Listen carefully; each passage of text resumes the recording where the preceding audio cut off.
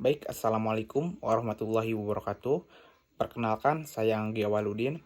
Di sini saya akan mereview materi kelima dari Ibu Profesor Dr. Hajah Heni Nuraini SMH dan asisten dosen Bapak Dr.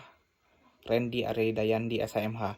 Di sini saya akan membahas tentang buku ketiga tentang pelanggaran. Yang pertama, tindak pidana terhadap anak. Berdasarkan Kitab Undang-Undang Hukum Pidana, dalam hal penuntutan pidana terhadap orang yang belum dewasa karena melakukan sesuatu perbuatan sebelum umur 16 tahun, hakim dapat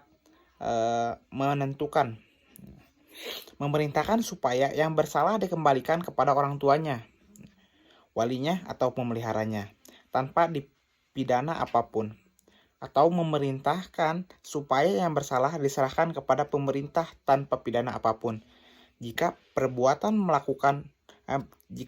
merupakan kejahatan atau salah satu pelanggaran berdasarkan pasal-pasal 489, 490, 492, 496, 497, 503, 505, 514, 517, 519, lalu 526, 531, 532, 536, dan 540.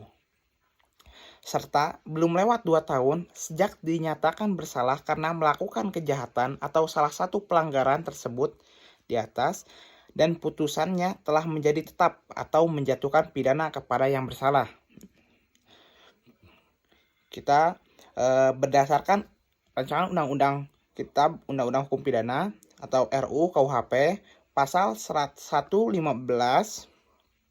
ayat 1, anak yang belum mencapai umur 12 tahun melakukan tindak pidana tidak dapat dipertanggungjawabkan. Nah, kalau di pasal 2-nya, pidana dan tindakan bagi anak hanya berlaku bagi orang-orang yang berumur antara 12 tahun dan 18 tahun yang melakukan tindak pidana. Kalau di pasal 121, pidana yang dapat dijatuhkan kepada anak berupa pidana pokok dan pidana tambahan. Kalau di pasal 122, pidana pokok bagaimana dimaksud dalam pasal 121 huruf A terdiri atas A. Pidana peringatan, B. Pidana dengan syarat. 1. Pembina di luar lembaga, 2. Pelayanan masyarakat, 3. Pengawasan, 4. Pelatihan kerja, 5. Pembinaan dalam lembaga, dan 6. Yaitu penjara. Dalam pasal 123, pidana tambahan sebagaimana dimaksud dalam pasal 121 huruf B terdiri atas A. Perampasan keuntungan yang diperoleh dari tindak pidana, atau B. Pemenuhan kewajiban adat. Dalam tindak pidana terhadap anak atau seorang di bawah umur, persepsi umur anak tersebut dalam KUHP adalah kurang dari 16 tahun. Nah, sedangkan dalam RUU KUHP ada 2 pembagian, yaitu kurang dari 12 tahun dan 12 tahun sampai 18 tahun, sehingga berdampak pada perbedaan ketetapan yang akan diambil sebagian tindakan atas pidana yang dilakukan.